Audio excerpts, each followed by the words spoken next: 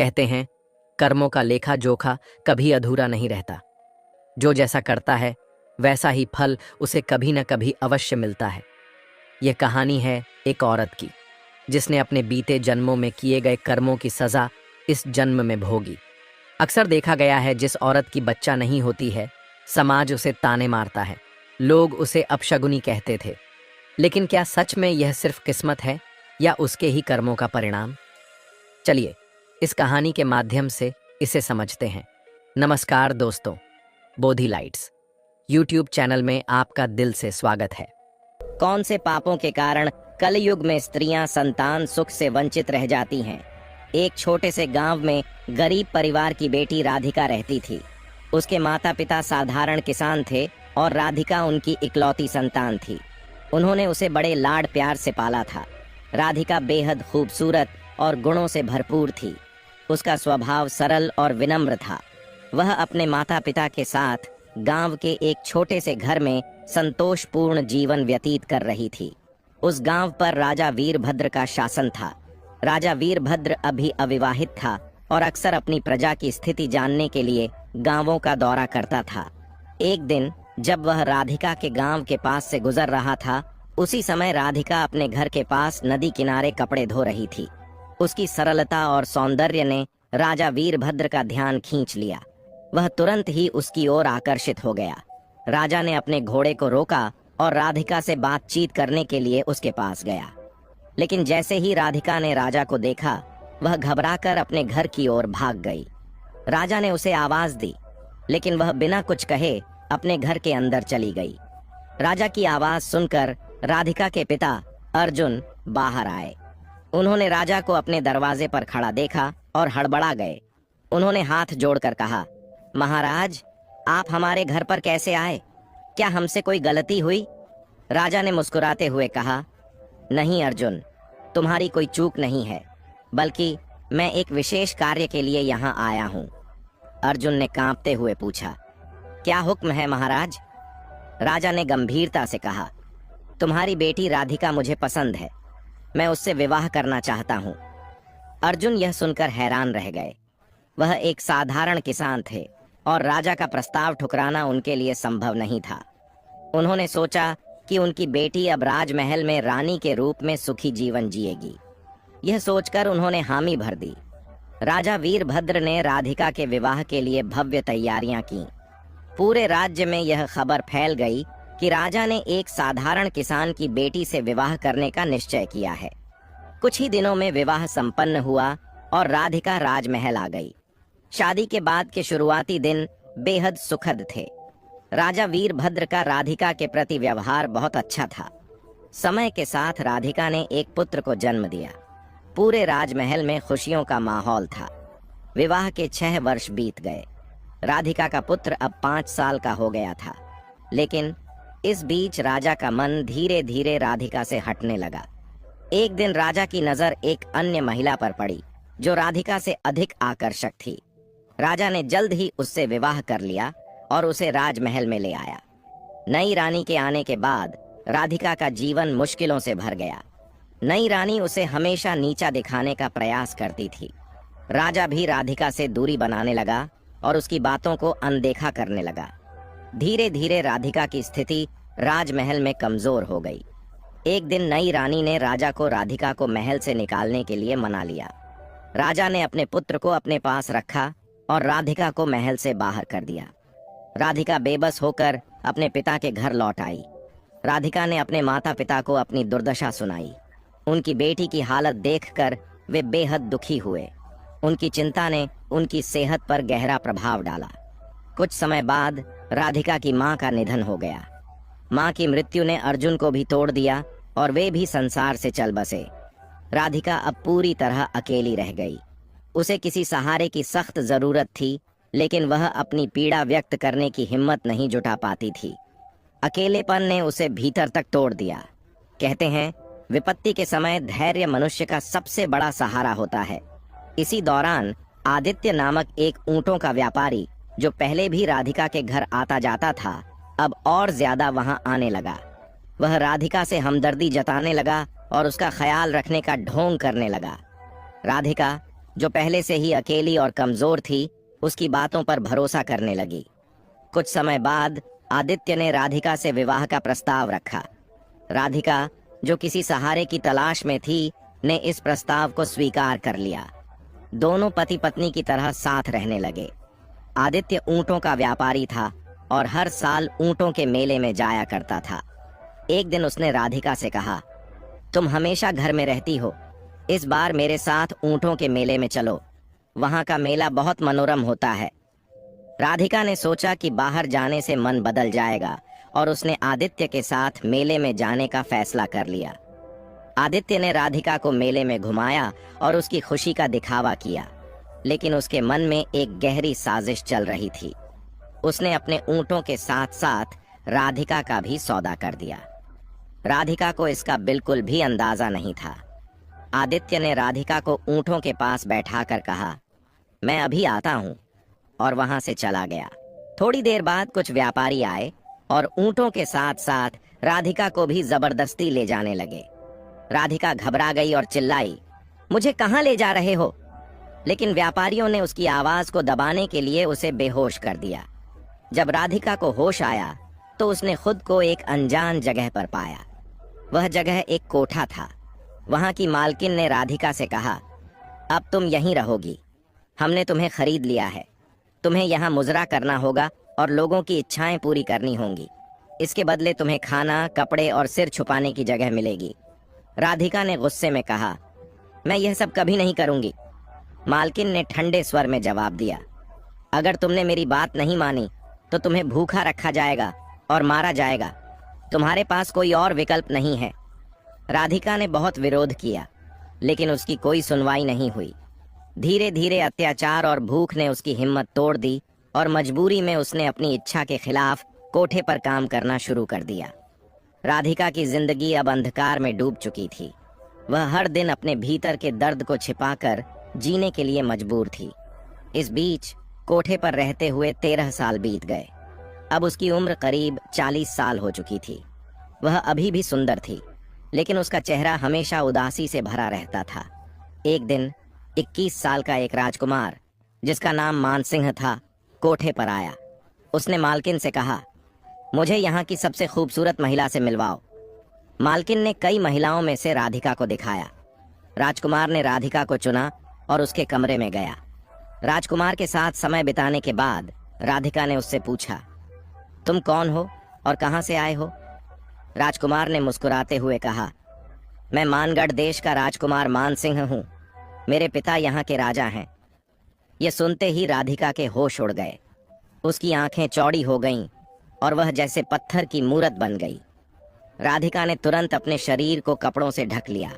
उसे एहसास हुआ कि वह राजकुमार कोई और नहीं बल्कि उसका अपना बेटा था, जिसे उसने बचपन में खो दिया था। राधिका का दिल शर्म और दुख से भर गया। उसने ईश्वर की ओर हाथ उठाकर रोते हुए कहा, हे भगवान, मुझसे ऐसा कौन सा पाप हुआ है कि आज मुझे अपने ही पुत्र से यह अपमान सहना पड़ा? क्या यह मेरे पिछले जन्म के पापों का परिणाम है? राजकुमार को राधिका के अजीब व्यवहार का कोई कारण समझ नहीं आया। उसने वहां से जाने की अनुमति मांगी। राधिका ने धीमी आवाज में कहा, तुम जा सकते हो। राजकुमार के जाने के बाद राधिका फूट फूट कर रोने लगी। वह खुद से सवाल करने लगी, मैंने ऐसा कौन सा पाप किया है कि मेरी जिंदगी में केवल कष्ट और अपमान ही आए? कहते हैं दोस्तों, कर्म चाहे अच्छे हों या बुरे, वे अपना फल जरूर देते हैं। इसलिए हमेशा अच्छे कर्म करने चाहिए। राजकुमार मानसिंह से मिलकर राधिका के जीवन में एक और गहरा घाव जुड़ गया। वह कमरे में अकेली बैठी रही और उसकी आंखों से आंसू रुकने का नाम नहीं ले रहे थे। उसने अपना सिर दीवार से मारा और रोते रोते थक गई। थोड़ी देर बाद कोठे की मालकिन उसे देखने आई।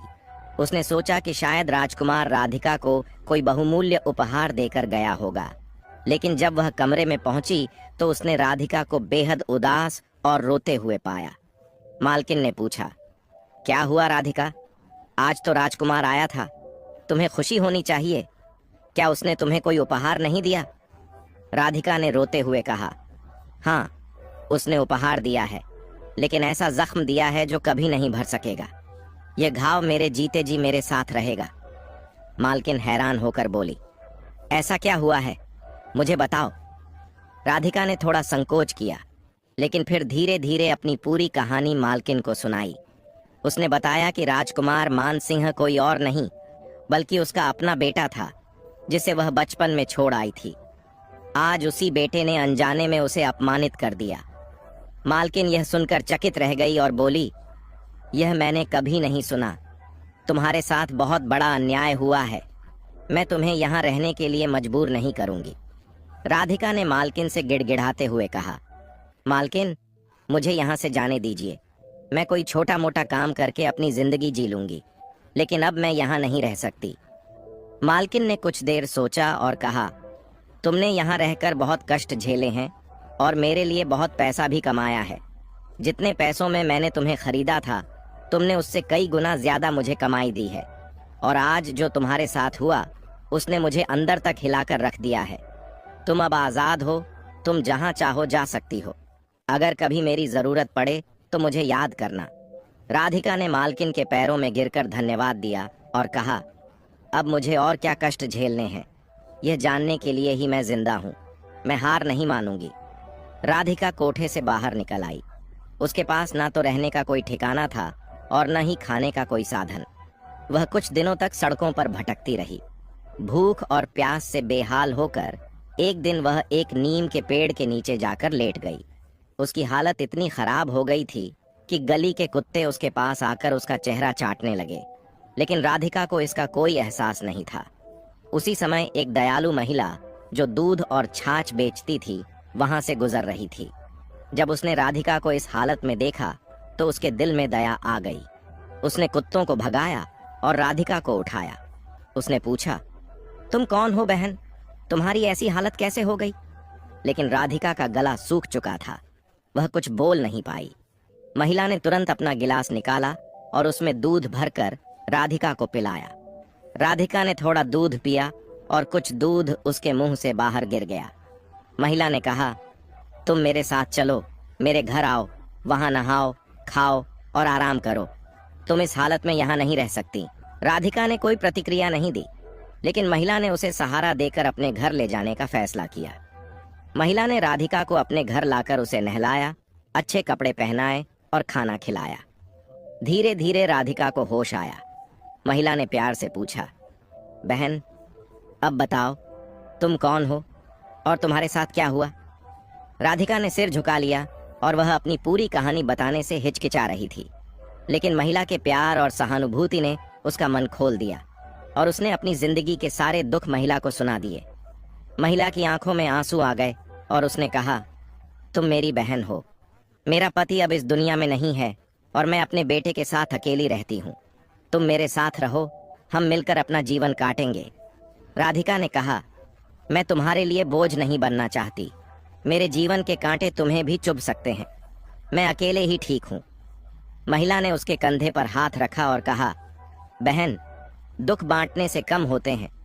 तुम मेरी चिंता मत करो। मेरे साथ रहोगी तो हम मिलकर सभी मुश्किलों का सामना करेंगे। राधिका ने महिला की बात मानी और उसके साथ रहने लगी। राधिका घर के कामों को संभालने लगी, जबकि गुजरी दूध बेचने जाती थी। चूंकि अब परिवार में एक सदस्य और जुड़ गया था, गुजरी को ज्यादा मेहनत करनी पड़ती थी। राधिका ने यह सब देखा और एक दिन गुजरी से कहा, बहन, अगर मैं भी तुम्हारे साथ दूध और छाछ बेचने जाऊं तो हमारा गुजारा बेहतर हो सकता है। गुजरी ने मना किया, तुम घर पर ही रहो, बाहर का काम मेरे लिए ठीक है। राधिका मुस्कुराते हुए बोली, हम दोनों मिलकर मेहनत करेंगे तो पैसे भी ज्यादा मिलेंगे और तुम्हारा बोझ भी कम होगा। अंततः गुजरी मान गई। अब दोनों मिलकर काम करने लगीं। सुबह बच्चे को स्कूल भेजने के बाद दोनों दूध बेचने जातीं और बच्चे के लौटने तक घर का काम भी निपटा लेतीं। 3 महीने इसी तरह बीत गए। एक दिन गुजरी दूध बेचने जा रही थी, जब अचानक रास्ते में उसका संतुलन बिगड़ गया और दूध का घड़ा गिरकर टूट गया। गुजरी जमीन पर बैठकर रोने लगी और बोली, अब क्या करूं, आज सारा दूध बर्बाद हो गया।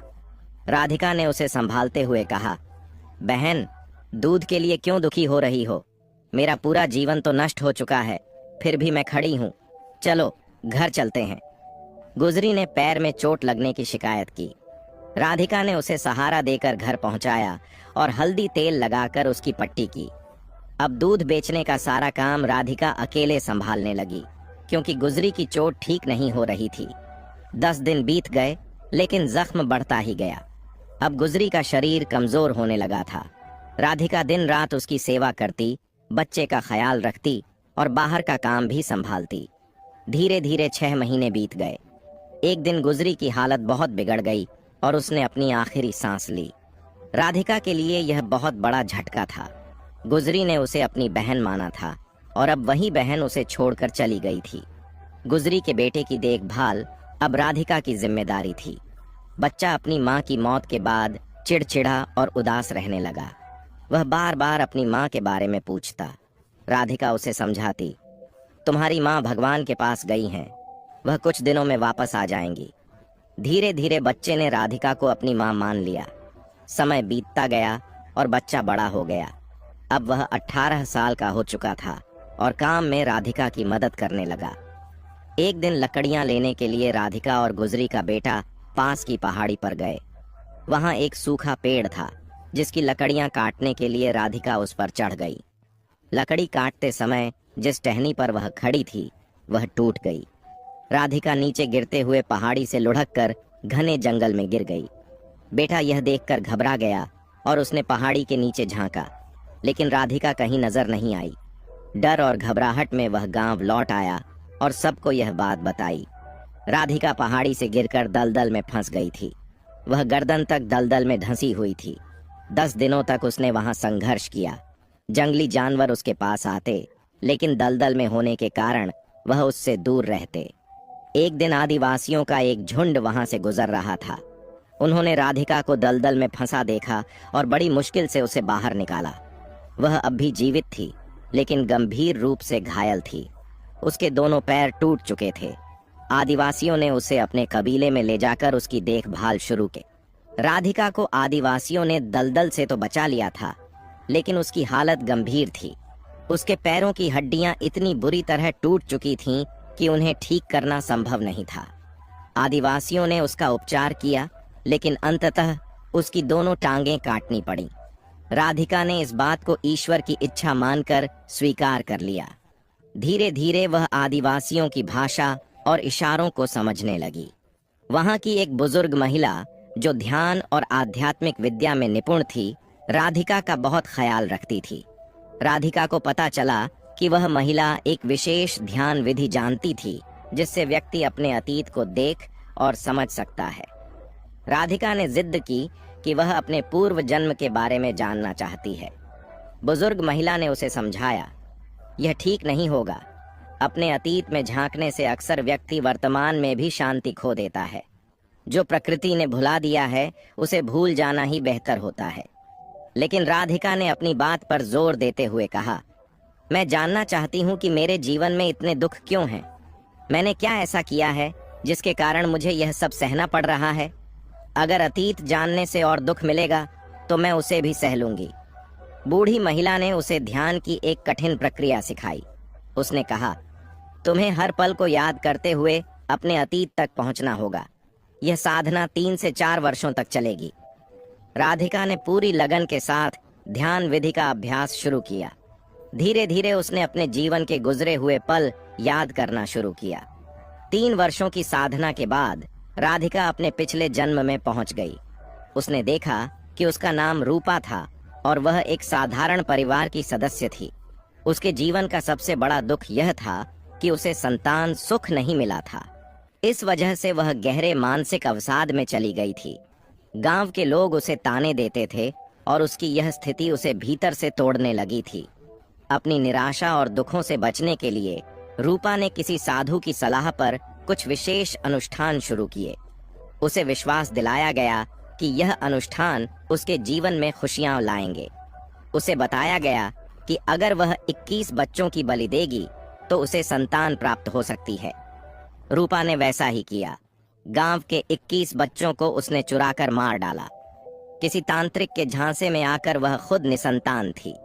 लोग उसका मुंह तक नहीं देखना चाहते थे और उसे इस बात की जलन होती थी। संतान न होने का दुख और लोगों के बर्ताव ने उसे मानसिक रूप से असंतुलित कर दिया था। उसने देखा कि जिन परिवारों की संतानों की उसने जान ली थी, उनमें से कुछ माता पिता आत्महत्या कर चुके थे अपनी संतान के दुख में। कुछ उसे हमेशा बधुआ देते रहते थे। जब वह मर गई तो उसने देखा कि उसके मरने के बाद भी कई लोग बद्दुआ दे रहे थे। उनकी बद्दुआ से उसकी आत्मा को पीड़ा हो रही थी। उसने उन सभी घरों में प्रवेश किया जहां उसने बच्चों को उठाया था। वहां उसने देखा कि कुछ घर बर्बाद हो चुके थे और कुछ अभी भी बिना संतान के थे, लेकिन वे लोग अब बुजुर्ग हो चुके थे और हमेशा उसे गालियां देते रहते थे। अब वह पहले से भी अधिक दुखी हो गई। अब उसके लिए पूर्व जन्म में वापस जाना नामुमकिन था, क्योंकि उसकी मदद उस बूढ़ी महिला आदिवासी ने की थी, लेकिन अब उसी शरीर में लौटना असंभव था। राधिका को यह एहसास हुआ कि उसका अतीत ही उसकी वर्तमान स्थिति का कारण था। उसने सोचा, अगर मैंने अपना अतीत नहीं देखा होता तो मेरा मन शायद शांत रहता। बूढ़ी महिला ने सही कहा था कि प्रकृति ने हमें भूलने की शक्ति दी है और हमें उसे अपनाना चाहिए। अब वह अपनी गलतियों का प्रायश्चित करना चाहती थी। उसी गांव में एक तांत्रिक आया था जो भटकती आत्माओं को वश में कर सकता था। उसने अपने तंत्र मंत्र के जरिए आसपास की आत्माओं को अपने नियंत्रण में लेना शुरू किया। जब तांत्रिक ने राधिका की आत्मा को महसूस किया तो उसने उसे वश में कर लिया। तांत्रिक आत्माओं का इस्तेमाल अपने स्वार्थ के लिए करता था। जब राधिका की बारी आई तो उसने तांत्रिक से रोते हुए कहा, मैंने पहले ही अपने जीवन में कई गलतियां की हैं, मुझसे अब और गलत काम मत करवाओ। राधिका ने अपनी पूरी कहानी तांत्रिक को बता दी और उससे प्रार्थना की, मुझे यहाँ से मुक्त कर दो और मेरे शरीर में वापस जाने का कोई तरीका बताओ। तांत्रिक ने कहा, तुम्हारा दुख देखकर मैं तुमसे और कोई काम नहीं करवाऊंगा, लेकिन मेरे पास ऐसी कोई विद्या नहीं है जिससे तुम्हें तुम्हारे शरीर में वापस भेज सकूं। यह सुनकर राधिका निराश हो गई और फिर से भटकने लगी। इसी दौरान उसी नगर में एक संत आए जो रात भर वहां रुके थे। वे उस कुम्हार के गुरु थे जो राधिका के पूर्व जन्म का पति था। कुम्हार अब 80 वर्ष का हो चुका था और अकेले रहता था। रात में संत और कुम्हार ईश्वर का गुणगान कर रहे थे। राधिका की आत्मा वहीं भटक रही थी। संत को महसूस हुआ कि वहां कोई आत्मा मौजूद है जो मोक्ष की कामना कर रही है। संत ने कुम्हार से कहा, यहाँ तुम्हारी पूर्व पत्नी की आत्मा भटक रही है, वह अपनी मुक्ति चाहती है। कुम्हार ने चौंकते हुए पूछा, मेरी पत्नी? वह तो वर्षों पहले गुजर गई थी, क्या इतने समय से उसकी आत्मा भटक रही है? संत ने राधिका की आत्मा को संबोधित करते हुए कहा, तुम्हें क्या चाहिए, क्यों भटक रही हो? राधिका ने अपनी सारी बातें संत को बता दी और कहा, मुझे अपने शरीर में वापस जाना है ताकि मैं अपने पापों का प्रायश्चित कर सकूं। संत ने कहा, तुम्हें मेरे साथ मेरे आश्रम चलना होगा, जहां हर रोज भजन कीर्तन होता है। ईश्वर के नाम के माध्यम से तुम अपने शरीर में लौटने का मार्ग ढूंढ सकती हो। राधिका ने संत की बात मानी और उनके साथ आश्रम चली गई। आश्रम में हर दिन राधिका ईश्वर का भजन करती, ध्यान लगाती और प्रार्थना करती। धीरे धीरे उसे महसूस होने लगा कि वह अपने शरीर की ओर लौट रही है। उसने यह बात संत को बताई। संत ने कहा, तुम अपने शरीर में वापस लौट सकती हो, लेकिन तुम्हारे पाप तभी खत्म होंगे जब तुम 21 लोगों की मदद करोगी और उनके जीवन को बेहतर बनाओगी। यही तुम्हारे लिए मुक्ति का मार्ग है। संत के आशीर्वाद से राधिका अपने शरीर में लौट आई। जब उसने आंखें खोलीं तो उसका शरीर बहुत कमजोर और घायल था। उसकी त्वचा पर चींटियों ने घाव कर दिए थे, लेकिन आदिवासियों ने उसके शरीर को हाथ नहीं लगाया था, क्योंकि वे जानते थे कि वह ध्यान की अवस्था में थी। आदिवासियों ने उसकी मरहम पट्टी की और उसे खाना खिलाया। धीरे धीरे राधिका होश में आई। सबसे पहले उसने उस बुजुर्ग महिला के बारे में पूछा जो उसकी देखभाल करती थी। आदिवासियों ने कहा कि वह महिला 1.5 साल पहले गुजर गई थी। उसने तुम्हारे लिए हर संभव प्रयास किया था। यह सुनकर राधिका का दिल भर आया। उसने आदिवासियों को अपनी पूरी कहानी सुनाई। 7 साल बाद अपने शरीर में लौटने के बाद राधिका ने यह समझ लिया कि अब उसे अपने पापों का प्रायश्चित करना है। वह चलने फिरने में असमर्थ थी, लेकिन उसने हार नहीं मानी। घुटनों के बल चलते हुए उसने दूसरों की सहायता करने का संकल्प लिया। उसने सोचा, ईश्वर ने मुझे एक और मौका दिया है, मैं इसे व्यर्थ नहीं जाने दूंगी। राधिका ने जंगल में भटकते हुए कई कठिनाइयों का सामना किया। उसके शरीर में घाव थे और वह दोनों पैरों से लाचार थी, लेकिन घुटनों के बल चलने को मजबूर थी। फिर भी उसने साहस नहीं खोया। उसने ठान लिया था कि वह अपने पापों का प्रायश्चित करेगी और 21 जिंदगियां बचाने का अपना उद्देश्य पूरा करेगी। एक दिन जंगल में चलते हुए राधिका ने देखा कि एक सांप कांटों में फंसा हुआ है। कांटे उसकी त्वचा में गहरे चुभ गए थे, जिससे वह असहाय और दर्द से तड़प रहा था। राधिका ने सोचा कि वह इस सांप की मदद कर सकती है। सांप ने जैसे ही राधिका को अपनी ओर आते देखा, उसने फन उठाकर फुफकारना शुरू कर दिया। राधिका डर गई, लेकिन फिर भी उसने साहस दिखाया। उसने पास पड़े एक लंबे डंडे से धीरे धीरे सांप को कांटों से बाहर निकालने की कोशिश की। सांप पहले बहुत गुस्से में था, लेकिन धीरे धीरे वह शांत हो गया। राधिका ने अपने कपड़े का एक टुकड़ा सांप पर डालकर उसके शरीर से कांटे निकाल दिए। सांप को राहत मिली और उसने राधिका को धन्यवाद देने के लिए अपनी फुफकार धीमी कर ली। राधिका को महसूस हुआ कि उसने एक जीवन बचाया है। उसने सोचा, शायद ईश्वर ने मुझे इसी उद्देश्य के लिए जीवित रखा है। कुछ दिन बाद राधिका जंगल में एक शिकारी से मिली। उसने देखा कि शिकारी अपने कंधे पर एक हिरण का बच्चा लटकाए हुए जा रहा था। यह दृश्य देखकर राधिका का दिल पसीज गया। उसने शिकारी से कहा, भाई, इस मासूम जानवर को छोड़ दो, इसे भी अपनी जिंदगी जीने का हक है। शिकारी ने कहा, मैं इसे बेचकर अपना गुजारा करता हूँ, यह मेरा काम है। इसे छोड़ दूंगा तो मैं और मेरा परिवार भूखा रहेगा। राधिका ने उसे समझाने की कोशिश की, भाई, इन जीवों को मारने की बजाय तुम जंगल से लकड़ियां काटकर या फल फूल तोड़कर बेच सकते हो। यह भी एक ईमानदार काम है। जानवरों को मारना गलत है, उन्हें भी ईश्वर ने हमारे जैसा जीवन दिया है। शिकारी पर राधिका की बातों का गहरा असर हुआ। उसने हिरण के बच्चे को छोड़ दिया और वादा किया कि वह अब कभी किसी जानवर को नहीं मारेगा। राधिका बहुत खुश हुई। उसने सोचा, शायद अब इस शिकारी का जीवन बदल जाएगा और इसके साथ कई जानवरों की जिंदगी भी बच जाएगी। राधिका ने ठान लिया कि वह हर दिन जंगल में जाएगी और किसी जरूरतमंद की मदद करेगी। उसे पता था कि यही उसका प्रायश्चित है। राधिका ने जंगल में भटकते हुए यह संकल्प किया कि वह अब हर दुखी प्राणी की सहायता करेगी। एक दिन चलते चलते उसने देखा कि एक भेड़िया झाड़ियों में फंसा हुआ है। उसके पैरों में गहरे कांटे चुभे हुए थे। वह दर्द से कराह रहा था और लंबी आवाजें निकाल रहा था। राधिका पहले तो डर गई। वह भेड़िए से थोड़ी दूरी पर बैठ गई और उसे देखती रही। भेड़िया भी उसे देख रहा था। कुछ देर बाद भेड़िया अपनी आवाज को धीमा करते हुए उसकी तरफ देखने लगा, जैसे कह रहा हो, मुझे मदद चाहिए, मैं तुम्हें कोई नुकसान नहीं पहुंचाऊंगा। राधिका ने धीरे धीरे डर पर काबू पाया और भेड़िए के पास जाने का साहस किया। उसने अपने कांपते हाथों से उसके सिर पर धीरे से हाथ रखा। भेड़िया बिल्कुल शांत था। राधिका ने उसके पैरों से कांटे निकाले। भेड़िए को तुरंत आराम मिला। भेड़िया कुछ दूर चला, फिर वापस आया और राधिका के हाथ चाटने लगा। ऐसा लग रहा था जैसे वह अपनी भाषा में उसे धन्यवाद दे रहा हो। इसके बाद वह भेड़िया जंगल की ओर चला गया। यह घटना राधिका के लिए बहुत खास थी। उसने पहली बार महसूस किया कि जानवरों में भी भावना और प्रेम होता है। उसने सोचा, अगर मैं इन्हें थोड़ा सा सहारा दे सकती हूँ तो क्यों न अपना जीवन इसी काम में लगाऊं। इसके बाद राधिका ने ठान लिया कि वह हर जीव की मदद करेगी, चाहे वह इंसान हो, जानवर हो या पेड़ पौधे।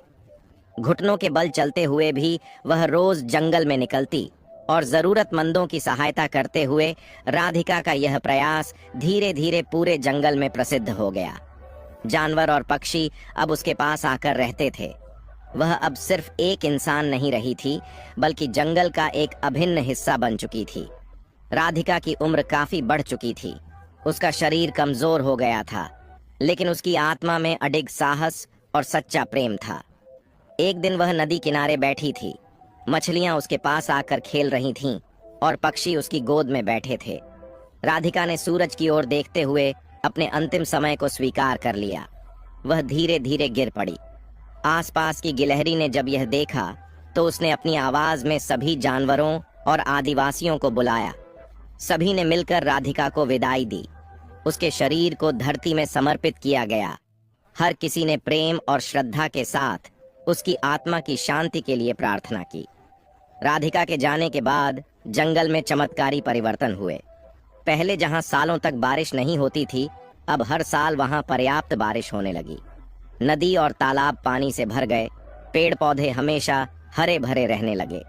सभी जीव और आदिवासी महसूस करते थे कि राधिका की आत्मा अब भी जंगल में मौजूद है। वह अपनी प्रेम और दयालुता के माध्यम से सभी के दिलों में जीवित थी। दोस्तों, अब मैं आपको बताने जा रहा हूं कि किन कारणों से कुछ स्त्रियां संतान सुख से वंचित रहती हैं। इन 3 कारणों को समझने पर आपको पता लग जाएगा कि कौन सी स्त्री संतान सुख से वंचित रहती है। पहला कारण, गलत कार्यों का प्रभाव। राधिका ने अपने पिछले जन्म में दूसरों को हानि पहुंचाने वाले कार्य किए थे। उसने निर्दोष बच्चों को परेशान किया और गलत मार्ग पर चली। गलत कर्मों का प्रभाव हमारे जीवन पर पड़ता है, चाहे वह तुरंत न दिखाई दे, लेकिन धीरे धीरे ये समस्याएं उत्पन्न कर सकते हैं। हमें अपने कर्मों को हमेशा सही और अच्छा बनाए रखना चाहिए, क्योंकि गलत कार्य जीवन में परेशानियां ला सकते हैं। दूसरा कारण, दूसरों के प्रति क्रोध और जलन। राधिका अपने पिछले जन्म में संतान की कमी के कारण दुखी थी। उसने अपनी परेशानी को संभालने के बजाय दूसरों की खुशियों से जलन और क्रोध करना शुरू कर दिया। इस नकारात्मक सोच ने उसकी स्थिति को और जटिल बना दिया। हमें ईर्ष्या और गुस्से के बजाय दूसरों की खुशियों में खुश होना और अपने मन को शांत रखना सीखना चाहिए। वही स्त्रियां जो कई पुरुषों के साथ अनुचित संबंध रखती हैं और फिर गर्भधारण करती हैं, उन संबंधों को छुपाने के लिए गर्भपात कर देती हैं, वे भी अगले जन्मों में संतान सुख से वंचित रहती हैं। जो स्त्रियां ईर्ष्या और द्वेष के कारण दूसरे के बच्चों को नुकसान पहुंचाती हैं, उन्हें भी संतान सुख नहीं मिलता। तीसरा कारण, प्रकृति के नियमों के खिलाफ जाना। राधिका ने संतान पाने के लिए ऐसे उपाय अपनाए जो प्रकृति के नियमों के विपरीत थे। उसने धैर्य और समझदारी से काम नहीं लिया, जिसके कारण उसकी स्थिति और भी कठिन हो गई। हमें हर समस्या को धैर्य और सहजता से स्वीकार करना चाहिए। गलत रास्तों को अपनाने से हमारी परेशानियां हल होने के बजाय और बढ़ सकती हैं। प्रिय दर्शकों, हम आशा करते हैं कि आपको यह कहानी प्रेरणादायक लगी होगी और आप इस कहानी से बहुत कुछ सीखेंगे। तो मिलते हैं आपसे अगली ज्ञान चर्चा में। तब तक के लिए नमस्कार, धन्यवाद। नाइट में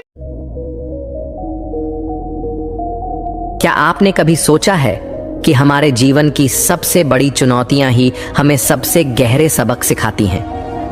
कभी कभी जब हम मुश्किल हालातों में फंस जाते हैं तो हमें लगता है कि हम अकेले हैं, कि हमारे सवालों का कोई जवाब नहीं है। लेकिन अगर हम सही नजरिए से देखें तो हर परिस्थिति हमें कुछ सिखाने आई होती है।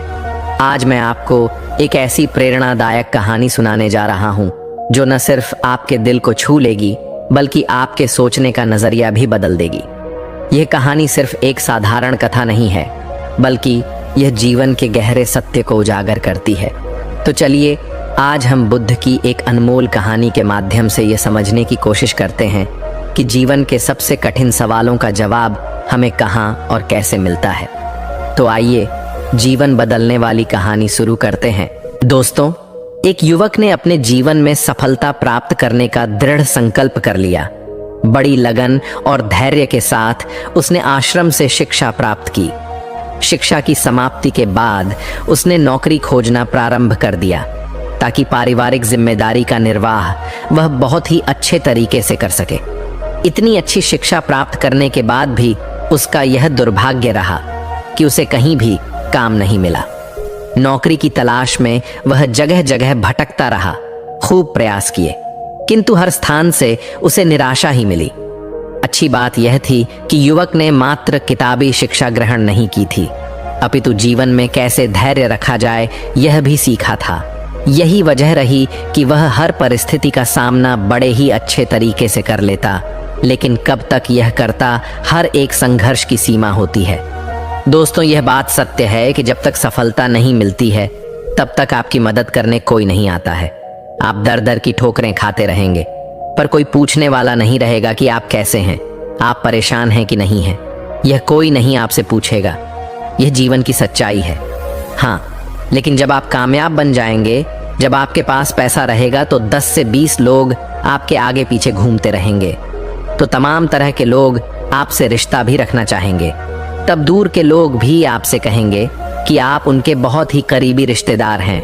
हर कोई आपसे एक झूठा रिश्ता लेकर जोड़ने लगेगा। ध्यान रहे, जो लोग आपके पैसे को, आपकी कामयाबी को देखकर आपसे जुड़ते हैं, वह कभी भी आपके अपने नहीं हो सकते। जो मुसीबत के समय में, जब आप निर्धन हैं, गरीब हैं, लाचार पड़े हुए हैं, उस वक्त कोई अगर आपको सहारा दे, उस वक्त कोई अगर आपके साथ खड़ा रहे, तो समझ लीजिए कि वही आपका सच्चा और अपना साथी है। और ऐसे लोग दुनिया में केवल 1% से भी कम होते हैं, जो आपकी गरीबी में, जो आपके कठिन वक्त में आपका साथ दें। लेकिन आप सबसे ज्यादा उन लोगों के लिए परेशान रहते हैं जो कभी आपके अपने हैं ही नहीं। वह युवक हार थक के परेशान होकर के एक रास्ते से गुजर रहा था। रास्ते में उसे से एक आश्रम दिखाई पड़ा। उस आश्रम के बाहर एक महात्मा अपने शिष्यों को ज्ञान का उपदेश दे रहे थे।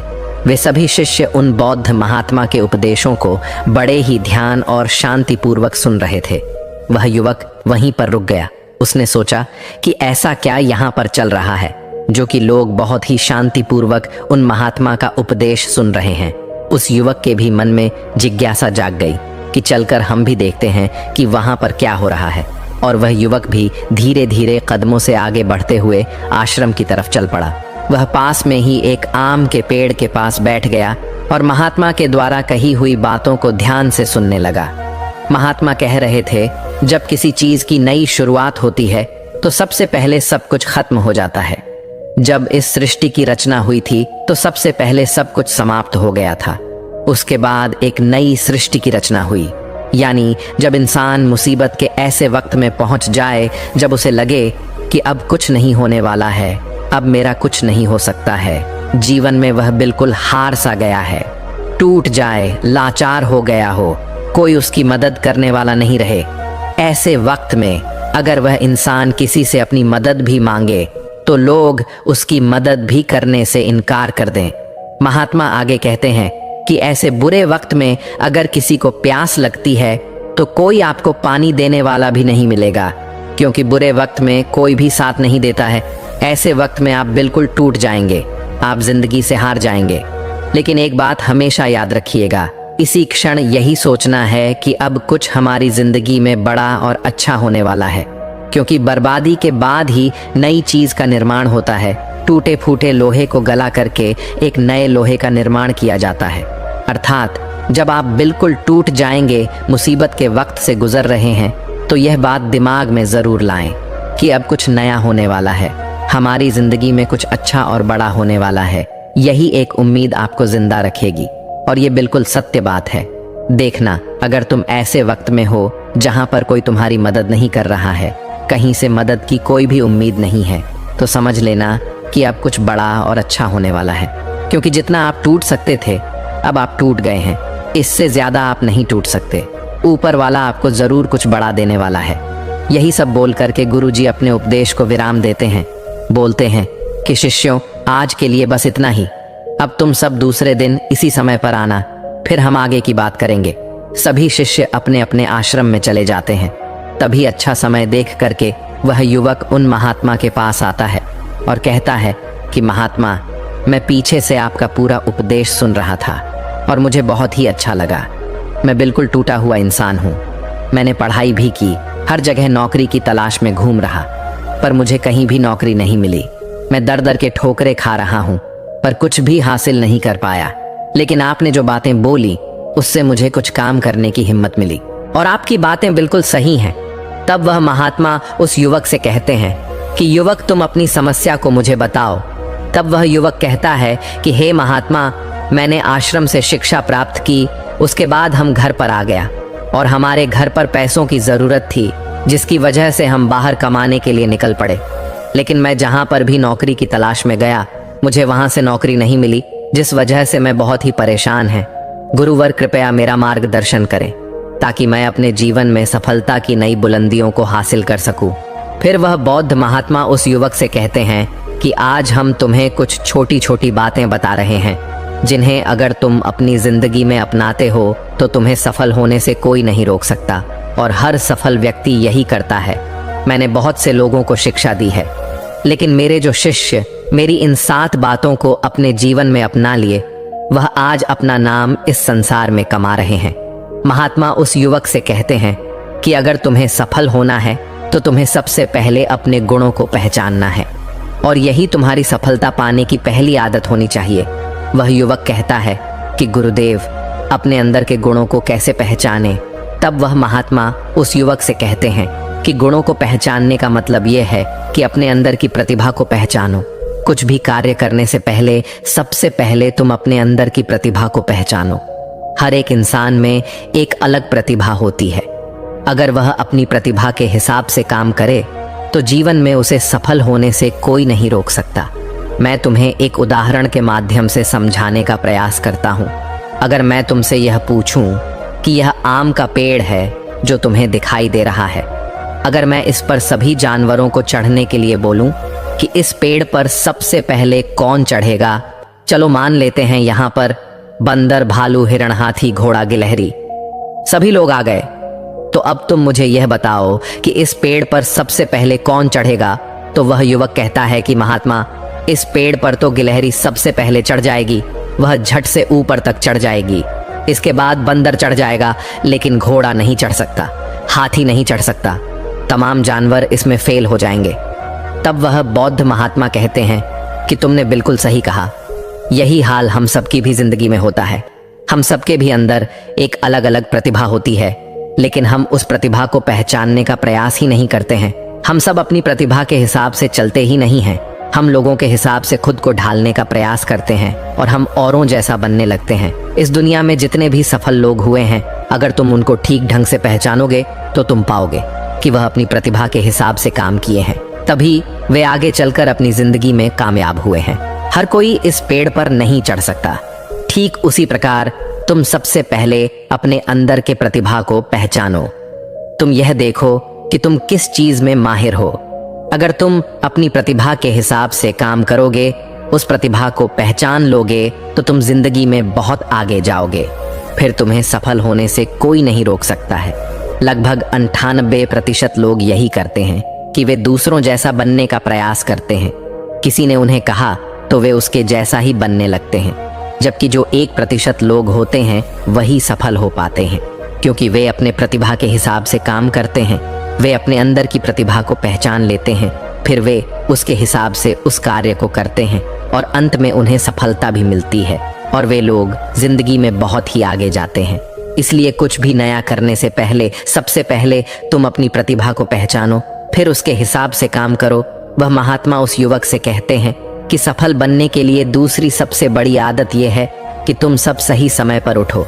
अगर तुम सब सुबह 3 घंटे पहले उठ जाते हो, अगर तुम 4 बजे उठ जाते हो या 5 बजे भी उठ जाते हो, तो तुम्हारे पास बहुत ज्यादा समय बच जाएगा अपने कार्य को करने का, और तुम उन तमाम लोगों से आगे निकल जाओगे जो लोग देर सुबह सोकर उठते हैं।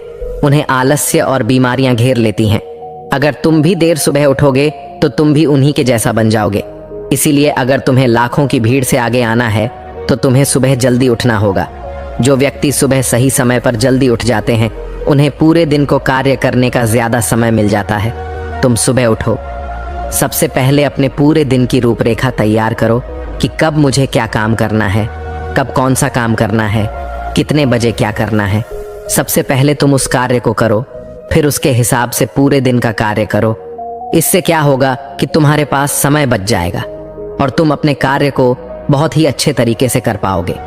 जो लोग ये कार्य नहीं करते हैं, वह जब अपना कुछ कार्य पूरा कर लेते हैं, खाली बैठ जाते हैं, तो वह ये सोचते हैं कि अब उन्हें क्या करना चाहिए।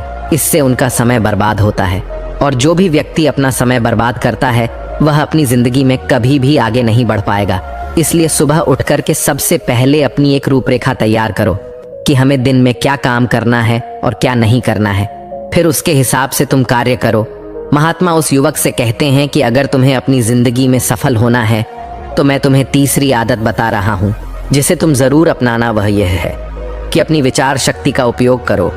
जो भी तुम अपनी जिंदगी में पाना चाहते हो उसे तुम सुबह उठ करके एक बार जरूर सोचो। तुम यह अनुभव करो कि वह चीज तुम्हें मिल रही है।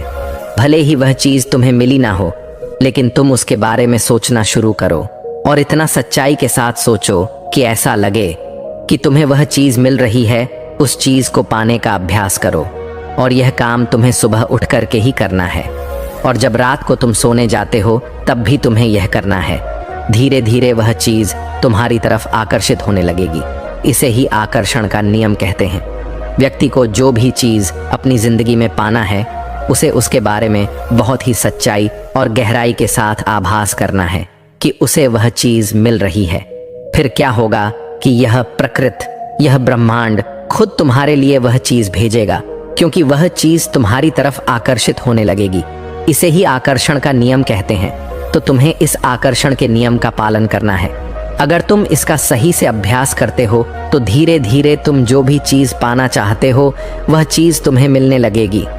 महात्मा उस युवक से कहते हैं कि सफल बनने के लिए चौथी आदत है जो तुम्हें मैं बता रहा हूं, वह यह है कि सकारात्मक सोच के साथ आगे बढ़ो। महात्मा युवक से कहते हैं कि जिंदगी में अगर तुम्हें कामयाबी पानी है, तुम्हें सफल होना है, तो अपनी सोच को सकारात्मक करो, क्योंकि सकारात्मक सोच से ही एक अच्छी बुद्धि का विकास होता है। सकारात्मक सोच से ही तुम कुछ अच्छा और बड़ा सोच पाओगे। जब कोई व्यक्ति नकारात्मक सोचता है या किसी दूसरे के बारे में सोचता है तो वह अपने कार्य को ठीक ढंग से समझ नहीं पाएगा और अपने कार्य पर ध्यान भी नहीं दे पाएगा, क्योंकि उसका दिमाग तो किसी और चीज में लगा हुआ है और वह यह काम सही तरीके से नहीं कर पाएगा। इसलिए तुम किसी के बारे में बुरा ना सोचो, भले ही वह तुम्हारा दुश्मन ही क्यों ना हो। इससे क्या क्या होगा कि तुम्हारा अपने कार्य पर से ध्यान हटने लगेगा, और जब तुम्हारा अपने कार्य पर से ध्यान हटने लगेगा तो तुम धीरे धीरे असफल होते जाओगे। इसलिए अगर जीवन में सफल होना है तो तुम सकारात्मक सोच के साथ आगे बढ़ो। तुम इन सब की फालतू की बातें सोचने में अपना समय व्यर्थ मत करना कि कौन तुम्हें गिराने की कोशिश कर रहा है, कौन तुम्हारे प्रति अच्छा है, कौन बुरा है। यह सब सोचने का समय नहीं है। बस तुम्हें अपने कार्य को अच्छे तरीके से आगे करते जाना है। देखना, जो तुम्हारे आलोचक होंगे, जो तुम्हें नीचा गिराने की कोशिश करेंगे, धीरे धीरे वह सब तुम्हारे रास्ते से हट जाएंगे। क्योंकि जिस भी व्यक्ति के मन में नकारात्मक बातें होती हैं, जो भी व्यक्ति किसी को गिराने की कोशिश करता है, वह कभी भी अपनी जिंदगी में आगे नहीं बढ़ सकता। इसलिए अगर तुम्हें सफल होना है तो तुम एक सकारात्मक सोच के साथ आगे बढ़ो, क्योंकि सकारात्मक सोच से ही तुम्हें आगे सफलता मिलने वाली है। और तुम्हारे जीवन में जो नकारात्मक लोग हैं, जो नकारात्मक बातें करते हैं, तुम उनसे दूरियां बना लेना। महात्मा पांचवी बात बताते हुए कहते हैं कि युवक, अगर तुम्हें अपनी जिंदगी में सफल होना है तो अपने राज्य किसी को मत बताओ। अगर तुम जो भी काम करना चाहते हो तो यह राज्य किसी को भी मत बताना, क्योंकि अगर तुम अपने राज्य किसी को बता दोगे तो तमाम लोगों को पता चल जाएगा कि तुम क्या करने वाले हो। और अभी तो तुम अपने कार्य की शुरुआत ही नहीं की हो, लेकिन तमाम लोग आपको गिराने की कोशिश करने लगेंगे, तो इससे तुम्हारा कार्य भी सही तरीके से सही समय पर पूरा नहीं हो पाएगा और तुम परेशान होते जाओगे। इसलिए अगर तुम्हें अपने जीवन में कुछ करना है, कुछ पाना चाहते हो, तो तुम्हें बिल्कुल शांतिपूर्वक अपने कार्य को करना है। ढिढोरा नहीं पीटना है। किसी को भी मत बताओ कि तुम आगे क्या करने जा रहे हो। इस बात का तुम खास ध्यान रखना। महात्मा युवक को सफल होने के लिए छठी बात कहते हैं कि कड़ी मेहनत और लगन के साथ काम करो। वह महात्मा कहते हैं कि कोई भी इंसान अगर सफल होता है तो वह अपनी कड़ी मेहनत से सफलता प्राप्त करता है। जितने भी कामयाब लोग होते हैं उन्होंने बहुत कड़ी मेहनत की है। कड़ी मेहनत सही जगह पर करनी चाहिए। ये नहीं कि तुम बस बहुत कड़ी मेहनत करते जा रहे हो लेकिन सही दिशा में नहीं कार्य को कर रहे हो, तो कड़ी मेहनत के साथ साथ सही दिशा बहुत जरूरी होती है। अगर तुम सही दिशा में कड़ी मेहनत करते हो तो तुम उस काम में कामयाब जरूर हो जाओगे। तुम्हें जरूर कामयाबी मिलेगी। इसलिए कोई भी काम हो, कितना भी बड़ा क्यों ना हो, सबसे पहले यह पता लगाओ कि इस काम को बहुत ही अच्छे तरीके से कैसे किया जा सकता है। अगर आपको यह पता चल जाए कि इस काम को अच्छे तरीके से कैसे किया जा सकता है। पूरी जी जान लगा दो सफलता को प्राप्त करने के लिए। कई बार हमने देखा है कि लोगों का असफल होने का यह एक बहुत ही बड़ा कारण होता है कि वह उन्हें जो भी जिंदगी में पाना चाहते हैं वह उस चीज के लिए तो मेहनत करने लगते हैं, लेकिन मेहनत सही दिशा में नहीं करते। और जब उनकी मेहनत सही दिशा में नहीं होती है तो वे धीरे धीरे अंदर अंदर टूटने लगते हैं, उनका भरोसा उठने लगता है और उन्हें उनका लक्ष्य भी प्राप्त नहीं हो पाता है।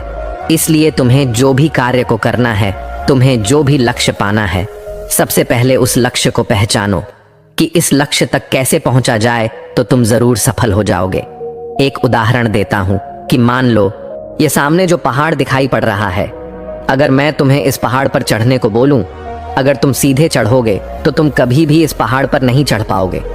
लेकिन अगर तुम इस पहाड़ पर चढ़ने के लिए एक अच्छा रास्ता खोजो कि सबसे जल्दी और आसान तरीके से इस पहाड़ पर चढ़ा कैसे जाए, पहाड़ पर तो तुम बड़ी आसानी से चढ़ जाओगे। लेकिन अगर तुम बिना सोचे समझे चढ़ने लगोगे तो तुम पहाड़ की चोटी पर कभी नहीं चढ़ पाओगे, और अगर चढ़ते भी हो तो तुम्हें बहुत समय लग जाएगा और तुम असफल भी हो जाओगे। यही हाल होता है हमारी जिंदगी में। हमें जो भी लक्ष्य को प्राप्त करना है, सबसे पहले उस लक्ष्य के बारे में सोचो और तुम यह पता लगाओ कि इस लक्ष्य तक कैसे आसानी से पहुंचा जाए। जब तुम यह पता लगा लोगे तो तुम अपने लक्ष्य को बड़े ही आसानी से पा लोगे। इसलिए कठिन परिश्रम के साथ साथ सही दिशा जरूर होनी चाहिए। महात्मा उस युवक को सफलता प्राप्त करने के 7वां और अंतिम सूत्र बताते हुए कहते हैं कि युवक, तुम्हें अपने शरीर का भी बहुत ख्याल रखना है, और अपने शरीर के ख्याल के लिए तुम्हें योगाभ्यास और योग की क्रिया करनी है। अगर तुम योग की क्रिया करते हो तो तुम्हारा दिमाग संतुलित रहेगा, और जब तुम्हारा दिमाग संतुलित रहेगा तो ही तुम अपने कार्य पर अच्छे तरीके से ध्यान दे पाओगे।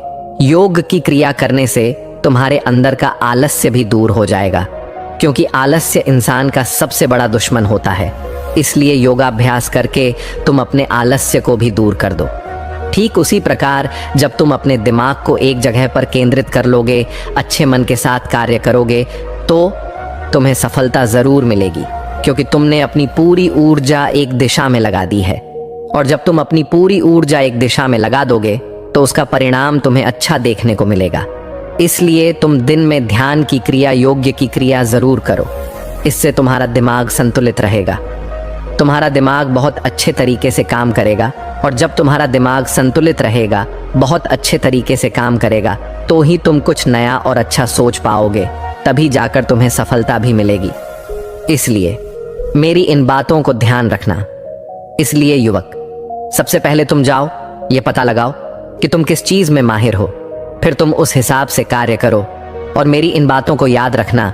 वह युवक उन महात्मा को प्रणाम करके वापस अपने घर आ जाता है, और वह यह सोचने में लग जाता है कि वह किस चीज में माहिर है। पूरे 15 दिन तो यह सोचने में लगा देता है कि वह किस चीज में माहिर है। बाद में उसे पता चलता है कि वह तलवारबाजी की क्रिया में बहुत ही माहिर है। इसलिए वह तलवारबाजी पर बहुत अभ्यास करता है और वह एक कामयाब तलवारबाज बन जाता है।